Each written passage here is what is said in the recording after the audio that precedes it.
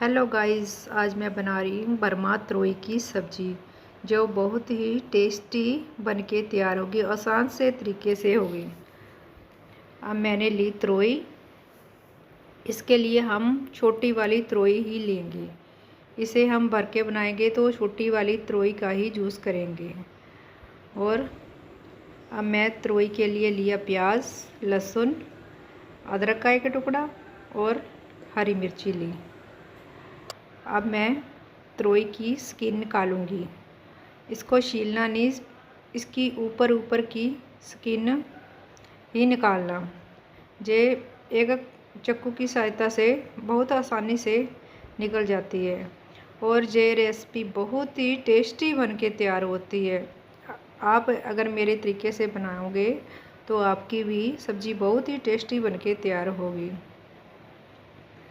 और अब मैं दूसरी की भी ऐसे ही स्किन निकाल के तैयार कर लूँगी और फिर मैं सारी की स्किन निकाल के सभी को धोकर दोबारा से लूँगी। अब दूसरी की भी मैं त्रोई की स्किन निकाल ली। सभी की मैं ऐसे ही ऊपर से स्किन निकाल लूँगी। अब मैं इसको वॉश करके लेके आ गई हूँ। अब मैं इसके ऊपर डंडी वगैरह को काट के और मैं बीच में इसको चीरा लगाऊंगी, जैसे कि बर्मा भिंडी को लगाते हैं। इसी में हम मसाला भरेंगे। अब मैं इसको 2 टुकड़ों में काट लूँगी।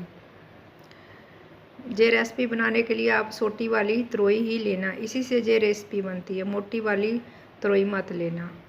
अब मैं दूसरे को भी ऐसे ही चीरा लगा के, सारी त्रोई को ऐसे ही मैं चीरा लगा के रख लूँगी। और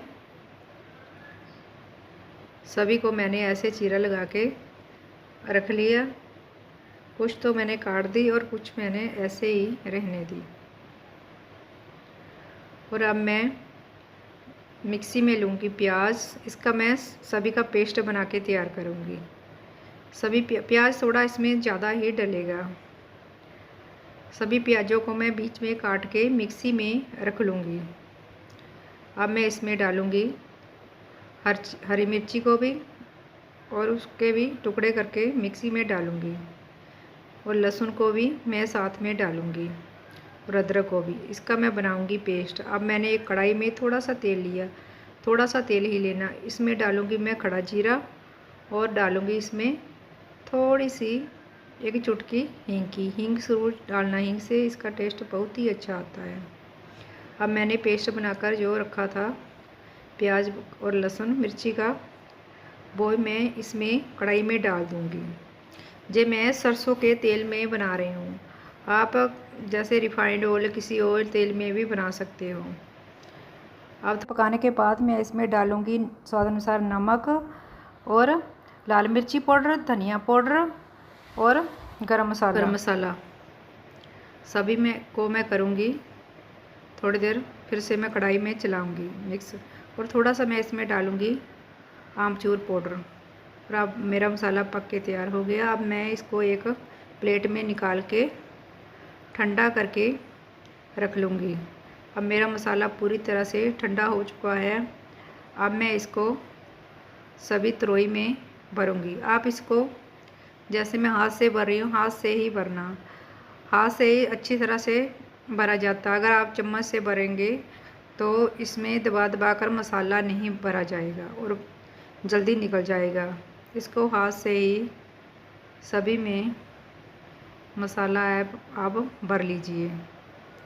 हाथ से ही अच्छा मसाला भरता है।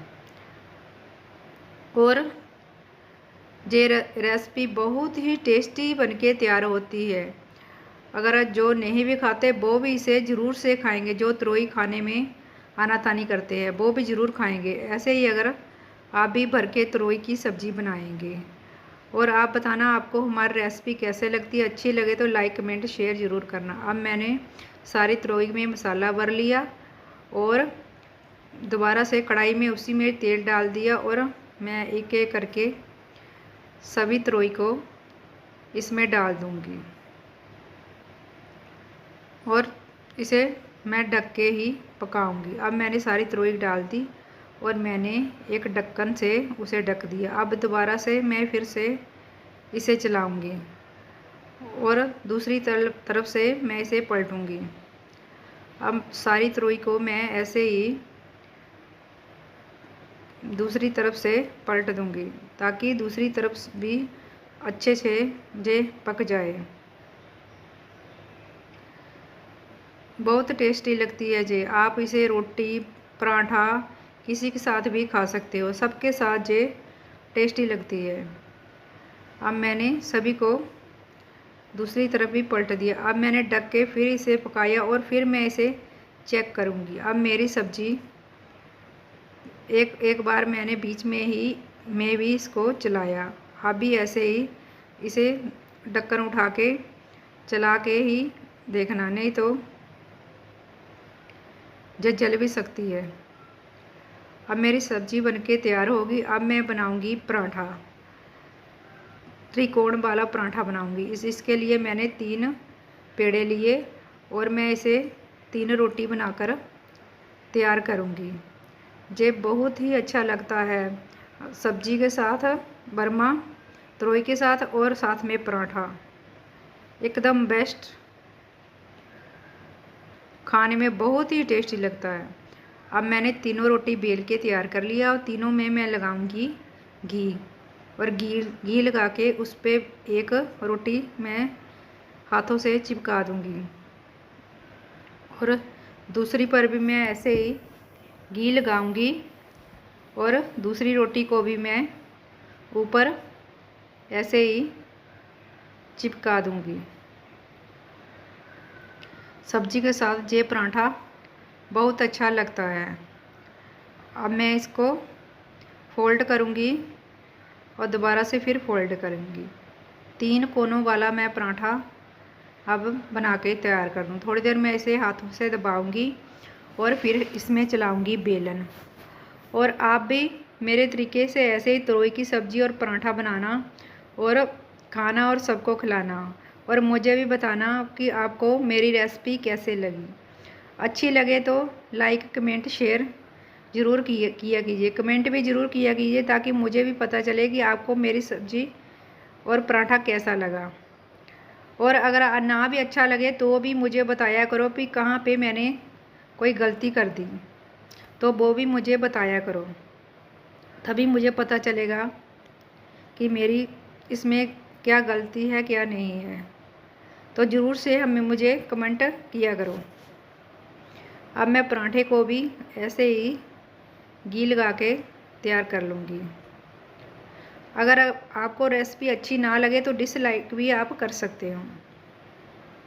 अब मैं दूसरी तरफ भी पराठे को पराठे को पलट के उसमें भी मैं घी लगाऊंगी। दोनों तरफ से मैं ऐसे ही पलट पलट करके उसको घी लगा के तैयार कर लूँगी। कितना अच्छे से लच्छे वाला मेरा पराठा बना है। अब मैं इसको आपको दिखाऊंगी कितना अच्छा वाला है ये पराठा। और मैं दोनों तरफ से फिर दोबारा से इसे घी लगाऊंगी। मुझे कम लग रहा था तो मैं दोबारा से इसे घी लगा के तैयार कर लूँगी। अब मेरा पराठा बनके तैयार हो गया और अच्छा लग रहा है, देखने में भी अच्छा लग रहा है और खाने में भी उतना ही अच्छा लगेगा। अब मैंने प्लेट लगा दी तरोई की सब्ज़ी, दही और पराठा और मक्खन के साथ।